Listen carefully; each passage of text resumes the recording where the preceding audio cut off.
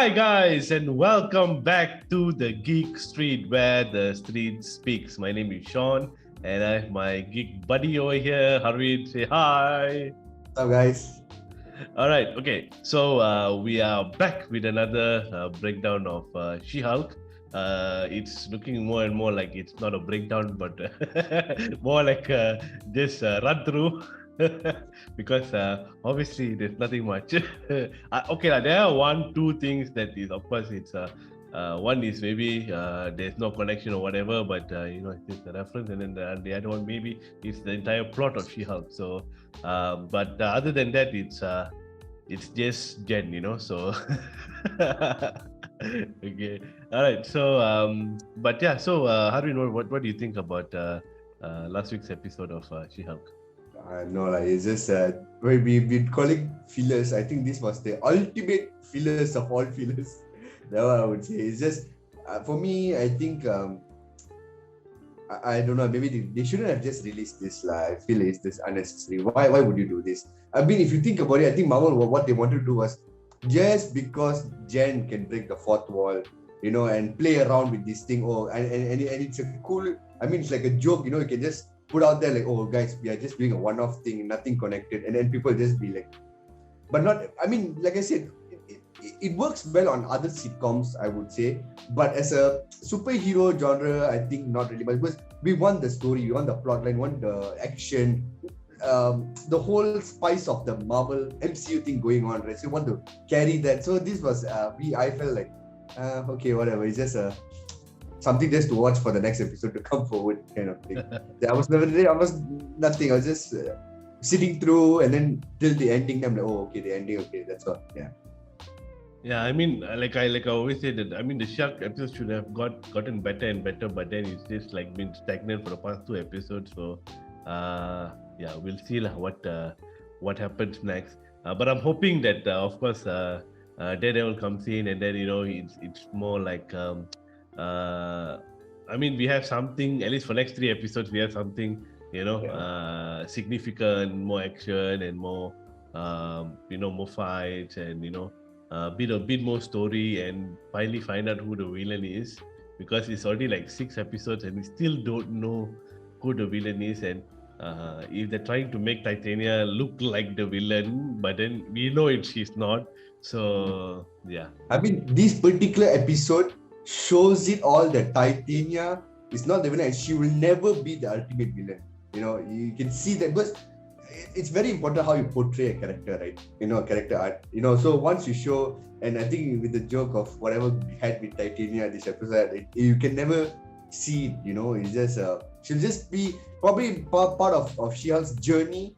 Just like a normal side character, but never an ultimate thing, I guess. Yeah, so I think Eric's theory from last week got debunked, probably. Yeah. So, but anyways, we'll see how it goes.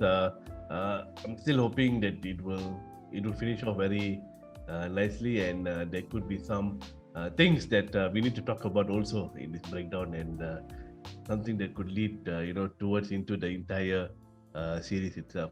Okay. But before I just as a deep Daredevil fan, I feel like I was so robbed of it, because they gave like the teaser, and then we did not. I was like waiting just waiting. I just on my computer. I was just like waiting. Okay, this is it. We're gonna have the Daredevil today. I was like so excited, okay, even the whole thing started off like just Jan. It was great. I was just hoping at least the last minute of the episode at least give me Daredevil, right? But nope, it did not happen. Yeah, even for me, so I was thinking, okay lah. Last week they showed the helmet. Maybe this week they'll maybe show him jumping in, and then maybe ending the episode, something like that. But yeah, I think, but I hope, because I mean, we do know that he's not going to just play a cameo. He's going to have some significant role in She-Hulk. So I think 3 episodes maybe can. I don't know whether it's significant, but at least he is embedded into the story, rather than just something like how Florence Pugh came in Hawkeye. She was not in part of the story, but she came in because she had a mission, things like that. But it felt like they could have done a bit better with the character. But so even in now also we I hope like it's not going to be like it's a one-off thing lah. Even in Hawkeye, I mean they introduce what's his name? Hawkeye, they introduced Kazi, is it? Who are you talking about? No. What's the bad guy's name again? Kingpin, is it? Yeah, Kingpin. Yeah, I forgot. I'm thinking Vincent D'Onofrio, but I corrected it. Okay, Kingpin. Yeah. So we had Kingpin, and he also came in the last 2 episodes. So yeah, it's not. I mean, yeah, he did play a significant role, yes, to a certain extent, but we hope it's going to be more than that, lah. Right? Yeah. So, but I think I just want to state this because since you touched this upon, because I don't think probably we'll never talk about this again, but it's very interesting because how to say, Marvel now has all the access to all the actors and characters, right? Like it's so wide range that you can just take and put cameos. You can just take this character. Okay, I pay you this amount. Can you come pop out in this series or pop out in these movies, whatsoever? But what's the downside of it? Of this is that we love all those characters so much, but if you're just going to put it there just for a normal cameo purpose, just because you can do it, I think better not, because I think when you put a character, we want a significant role, like how you said for Florence Pugh and like for Daredevil or Kingpin whatsoever. When you put in, hopefully it's for connecting dot within the movie or a connecting dot for upcoming movies. So let it. I hope Marvel does that, because just because you have access, don't misuse that access. If you can't really do much about this character, it's okay. We don't have to see, those kind of things. At least try to play some significant role with the character, So yeah, hopefully Marvel does that. Yeah. Okay. So we can only hope. They already shot the thing already, so we can't change their minds halfway. But yeah, we'll see. We'll see what happens, right? So yeah, without further ado, let's get into this week's episode of She-Hulk, Just Jen.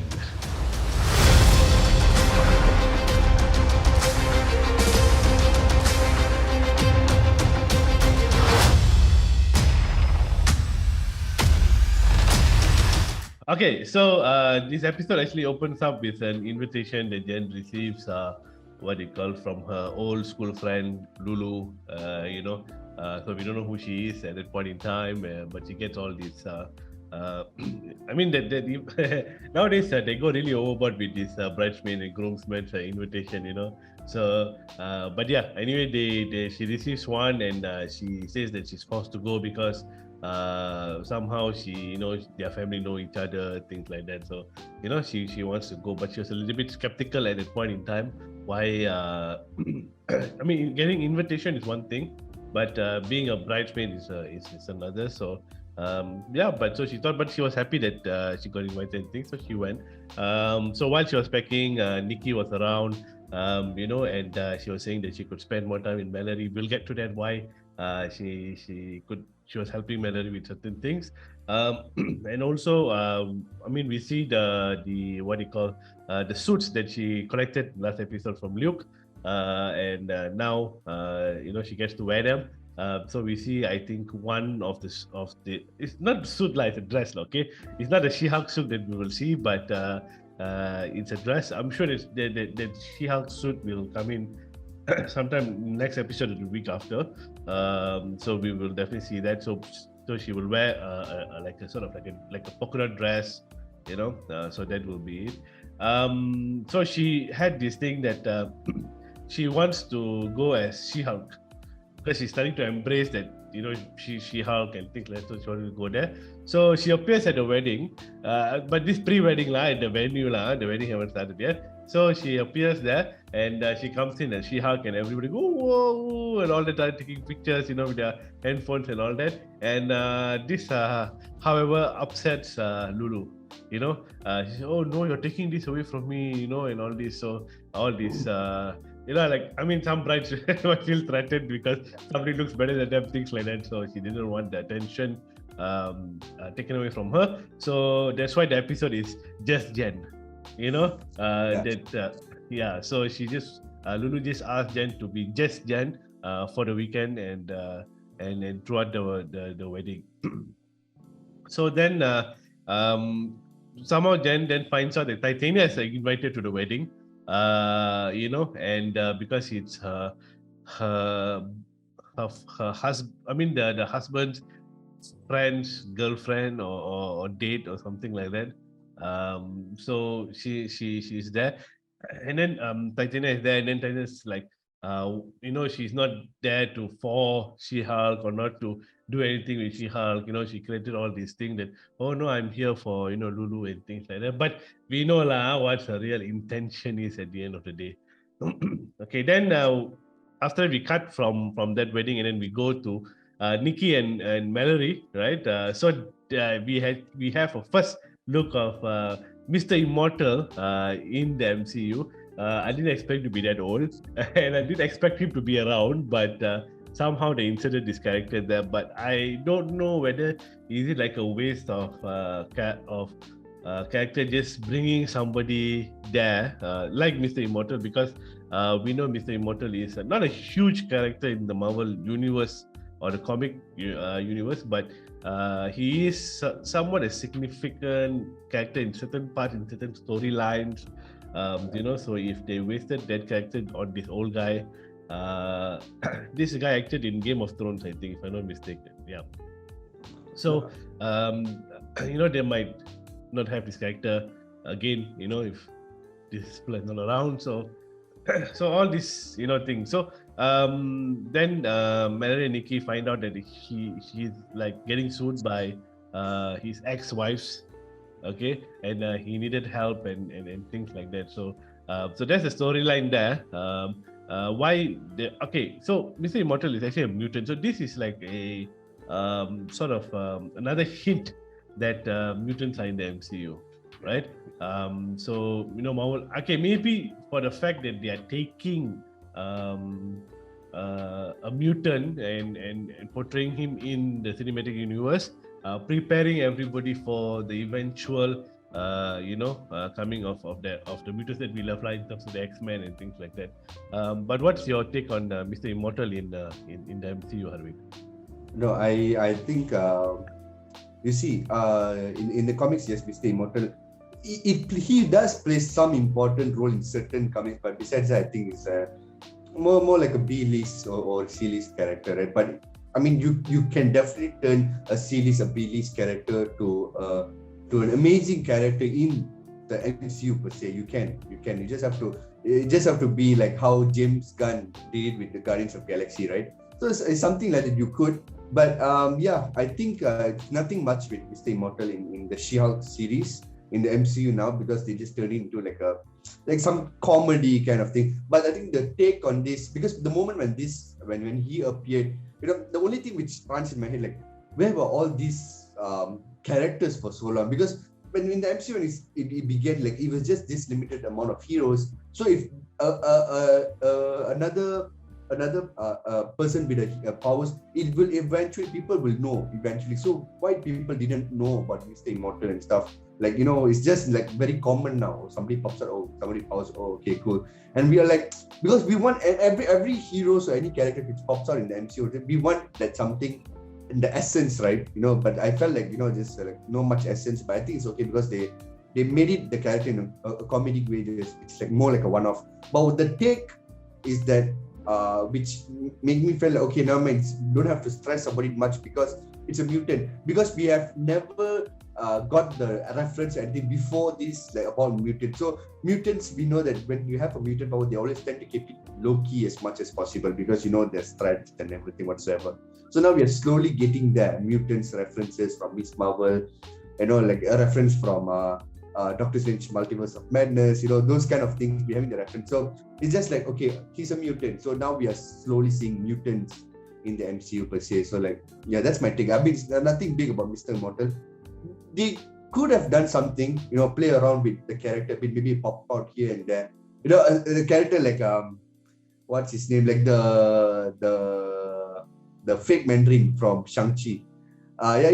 He's a normal character, but now he's so unique as a character because you made something out of him. You give him an essence, right? So it's something that if you would have given some essence to him, maybe he would have played a role upcoming She-Hulk episodes or something, content in the MCU, at least something. So, yeah. Okay, so more about Mr. Immortal a bit later. So then we cut back into Jen at Lulu's wedding, and to me, I feel like okay, this is okay. This was going through my mind when I was watching it, lah. Your friend, school friend, invites you for a wedding, but you get treated like shit. Because she comes and says, "Oh, I need help to clean up some things." All these things. Yeah, sometimes okay, yes, we see that happening, but to me, I felt like there's something not right. Like there's something about this wedding that is set up. So I feel that way as I was watching it. And then she meets this guy named Josh, who suddenly starts hitting on her, trying to be close to her and things like that. Who is this guy? And the thing is, she doesn't know many people at that wedding. Especially from the groom side, things like that. And like we don't see. It doesn't seem like something it's legit, the whole situation. Like she's put into that situation, So yeah, so okay, we will get to that lah. Huh? Okay, so why I'm saying that is also okay. Then we go back to Mary and Nikki when they are in a deposition with Mr. Immortal and his ex-wife, and there's an ex-husband there. Okay, and so they all were going back and forth in terms of how he treated them, and things like that. Then one of the wives says that she found out about him still being alive at in a website called Intellegencia. Okay, so Intellegencia in the Marvel comics is actually a group of like let me pull this up first. Okay, so it's like a group of like sinister minds. Okay, collecting information or exchange information. It's like a sort of like a okay, we can say it's like a sort I won't say like shield, but maybe it's like okay, if you put like Tony Stark, Bruce Banner, Reed Richards in one room, but they are bad people, and these are the intelligent evil or sinister villains, right?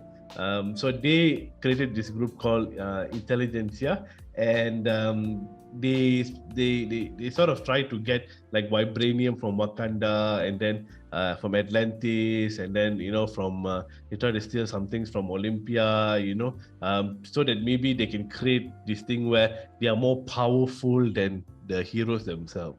So yeah, so what's your take on that? Okay, yeah. Actually, I never thought that Intelligencia was from the comics. I never thought about it. But now, since you spoken, like it sounds intrigued. Like a group of sinister. Like I mean, of course, not the big OGs, but I think the group of the smaller ones. But when the smaller ones come together as a group, I think it becomes a very powerful team, right? So I think it's in that way. I see it in that way. So I think yeah, because I think like how you put it, like okay, they collect everything one by one. They form a team and they want vibranium, they want maybe Tony's Stark's technology. All these kinds of collect into one, and then they form their own group and stuff. I think it's an amazing seed or a plot line for the upcoming MCU. We will just have to see how much they can do with this Intelligencia per se, but maybe I mean, of course, in the comics, but maybe they might turn it around from the comics. They can say like maybe Intelligencia is just a website, but not sinister people using it, but people around wants to use, normal common people who wants to use things, grab hold of this, like how the dark web works, right? Some sort, something like that kind of thing. Yeah. Okay, so we'll get to that part later on when they actually show certain things. Okay, so we'll talk more about that, but just a little bit of introduction on Intellegencia, and then we will speak more about it. So let's just get through all the unnecessary parts first. Okay, so then what do you call we go back to the wedding, and Chad, her cousin is the DJ, and he seems to be very thrilled that She-Hulk is around. So yeah, and so then Jen also this one small part, but could be significant later on. That Jen needs a voicemail for Bruce Banner, saying that it's been I don't know how many months or how many days that they have not been in contact and things like that. So we still want to know what Bruce is up to. Where is he? What's he doing? And things like that. So it's still a mystery, but maybe they might give some reference later on to what he's doing. That would be very fun to cap off the entire series. Then we also see, okay, then this is the part where it's revealed that Titania is there to mess with Jen, and they get into a battle. It was very funny at first when Jen couldn't hulk out, so she tries to fight and she's drunk, and then she sees like two Titanians and throws a punch and falls to the floor, and things. So then she becomes She-Hulk, and then they fight, and eventually she ruins Titania's look. Okay, so that was okay. It was some sort of a fight, but I felt it was very like not as exciting as what. Like I said, I think I get it. They're trying to be comical. I get that part, but like I said, I hope they don't stuff it too much, like how Love and Thunder was. Hopefully it doesn't go down there. But yeah. So, I mean, the comedy essence is like supersedes everything else. So yeah. Like I said, it's hopefully this formula is not the one. Hopefully this does not carry on too much. Yeah. People think like how Jess said before. Yeah, it's owned by Disney. Because even I was also very afraid that since it's becoming Disney, that things are not going to be as serious as we want. Yeah. That's my whole point. So. But we'll see what happens in Wakanda Forever, Oh yeah, definitely. Yeah. So I think the bigger thing of it all, I think the power still holds with the director, with the screenplay writer and stuff. So hopefully they can make a bit of a change and a difference. If other upcoming movies can be a better one, emotional jam. How would I say a big blockbuster out of a movie, a fan event movie, I would say, kind of thing. If they can do, why not, this series or other movies, right? So I think it all depends on certain people, power people in the production. True. We'll see. Let's not, because Marvel has done brilliantly in the past, so they have the capabilities of, doing wonderfully well. Okay, then we see that what you call. Then Lulu suddenly becomes very happy for her, and then because she was scared that she might flip out because there was a fight. But then apparently now Lulu is like happy and things like that. So it's all very weird, it's like somehow they're setting her up for something. I feel that way. I don't know why, but when I was watching, it feels like very like everything's kind of scripted in a way. Of course, I know it's scripted, but I'm talking about the what they call the whole wedding thing, it looks very scripted, okay. And then Nikki and Melanie, we see them going through to investigate what is all this Intellegencia is about.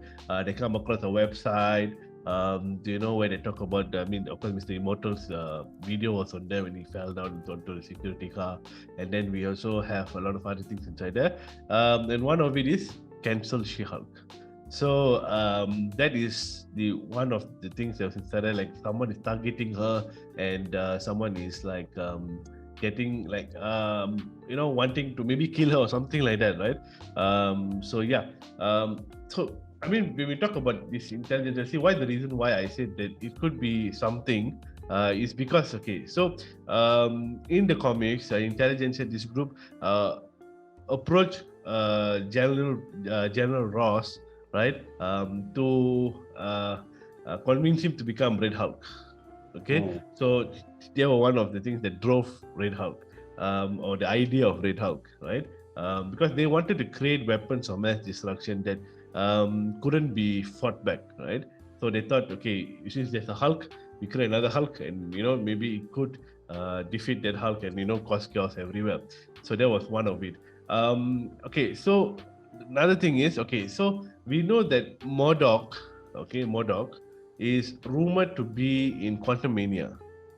Okay, And a recent lineup of this group Intellegencia is composed of Modok, uh, Superior, the Wizard, the Mad Thinker, the Awesome Android, Red Ghost, Chameleon, who's discussed as Klola. Okay. Yeah. So they sort of get together and they try to create weapons and things like that. To and collect information. On how to defeat the superheroes. So since there's rumors that Modok will be in Quantum, I'm not sure how true it is that Modok will appear in Quantumania, but there's a lot of rumors going around that that's not the villain, but one of the people that will be probably like maybe Kang's Concho or something like that.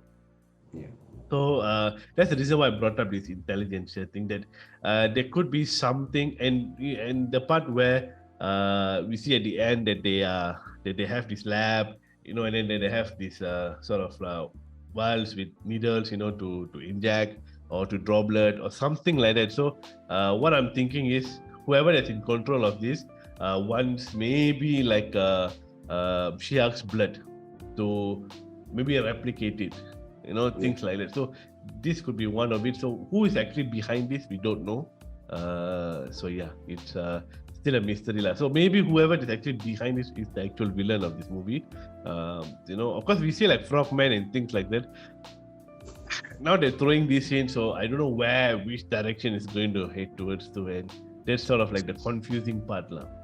Yeah, so I think my theory, as I said previously, I think it's still I would say now from what I had for 50%, it becomes more like 70-75% confirmed that probably the biggest villain of the series is the leader. Which we know that he will be the main villain in Captain America New World Order, and that will also be a setup for the Thunderbolts. So I like I said before, She-Hulk will be a seed to Captain America, and that Captain America will be the continuation to Thunderbolts. So it will be getting there. It's definitely going to get there, So yeah, I really think that the leader is the main villain, and once She-Hulk's blood, because if you want someone with She-Hulk's blood, it definitely has to be the villain from the Hulk's comics, his vault of villains. So I think it's going to be the leader, and I think he wouldn't show up till the end of the episode, or like till attack till the end of the season. But I feel like he will have his sentiments. So the henchman will be the overarching villain, but he's the main villain per se. So yeah, I think that's the whole plot of the She-Hulk, getting the blood. Because if you see, it's like a seed, right? Because if you see the first beginning episode, it's already a reference where Hulk he just destroys all of She-Hulk's blood when he was testing, right? Say this will have to destroy it because he cannot get on the hands of anyone. So I have to destroy it immediately. So it's like a seed. It's a reference. So what's going to happen? So people definitely going to be coming for the blood and stuff. So we see how it plays out of this. And I want to also say something, because now you mentioned Frogman. So talking about this all over again, this episode and stuff, you see as a trailer, you see we have in the trailer you see an episode with Abomination. We will have one episode of Abomination. He'll pop out, and we have Frogman. You have a few of these interesting things going on. If you ask me, this episode necessarily no. You could just. That means if you really wanted, if you say this episode, honestly, you could just make this 9 episode to an 8 episode. We were still fine. We still watch Loki for 6 episodes. We watch Hawkeye for 6 episodes. We are still fine as long as the content is there, relevant, it's good. We will still watch it. Not necessarily you have to pull, and you put something which is a bit of ultimate filler kind of thing. So we have only so. I still feel pretty bummed out because we have another 3 more episodes, and they have Abomination to cover. You have to have Frogman, like those kind of extra storylines to cover. So how much will it pay off till for the end season? I hope they don't cramp it up in the whole episode. I hope it's like a 7, 8, 9 is like a continuation. The whole story is a continuation for moving forward. So hopefully they don't. I was so convinced that Daredevil will appear in this episode, and I was so wrong. When I saw the whole episode, I was like, what is going on? But yeah, like I said, it's confusing, and I hope that they put us into this confusing and frustrating state, but it will pay off in the end. So I'm really hoping that happens. I'm still, being positive about it. So, rather than being like beat up and like, oh, what are you doing, and all that. But I'm still like kind of being positive that there will be something at the end that will pay off. That it will give us a satisfaction of okay. I like this series, that Yeah. sort of thing. Yeah. It still has potential. She-Hulk still has potential. And it still has the potential. If they want to renew a season 2, it still has potential. So hope they do something great. Yeah. I mean, they can do so many things that they can't do in a movie with She-Hulk and certain characters that are maybe not 100% planning to make movies out of those characters. I mean, of course, things like when we head towards like King Dynasty and Secret Wars, we will see all these people on the big screen. But then again, when you have the opportunity to do series, you can bring in a lot of storylines that you can't fit into a movie, and into. So I'm really hoping it will turn out well. Yeah, me too. Okay, so we end the episode with Jen and Josh. So this guy still, I have question marks over this guy, what this guy's problem is. Okay, so they were having some fries, so that sort of ends the episode. So yeah, so next episode, I'm pretty sure next episode we will see Daredevil. I'm sort of like certain. I said that last week, but this week, I'm really hoping. Okay, I'm 90% sure that we will see Daredevil, because we see like there is a leaked photo, or not leaked photo, sort of like a promo photo of She-Hulk and Daredevil in the costume, suited up and in sort of like in a lab. So could be this lab that we saw in this episode. So you never know, right? It could happen in the next episode. So yeah, for you Daredevil fans out there, at least you'll have a glimpse of Matt Murdock in the MCU. All right. So that's it from us for She-Hulk episode 6. Don't forget to catch episode 7 and catch our breakdown next week. And also, Andor is out. So we also have our breakdown of the first 3 episodes, which we released a couple of days back. And please go and watch that and watch Andor as well. For you Star Wars fans, it may seem like it does not mean anything, but I'm sure the story and whatever that they want, because it's linked to Rogue One. So if you have watched Rogue One and you know who Cassian Andor is, so this is his backstory. And so far it's pretty interesting, although it's a little bit draggy sometimes in the middle. But then again, they got all these 3 episodes out of the way, because what I heard is that the first 3 episodes is just to set sort of the setting in terms of what's the story about and what is it going to do, and then it will go into action. So so don't forget to catch episode 4 this week, right? Okay, so that's it from us, and don't forget to like and subscribe to our YouTube channel, and also follow us on Instagram and Facebook at thegeekstreet.my, and what's the other one? Join our Discord community. The link is in the description below, and come and let us know what's your thoughts on She-Hulk, Andor, anything Marvel, anything Star Wars, and if you have any requests on us to do some videos, please let us know. We will do it, if we find that it's something that is piques our interest, definitely we will do it, so yeah. All right. So that's it from us, guys. This is the Geek Street, and the street has spoken. Bye bye. Ciao.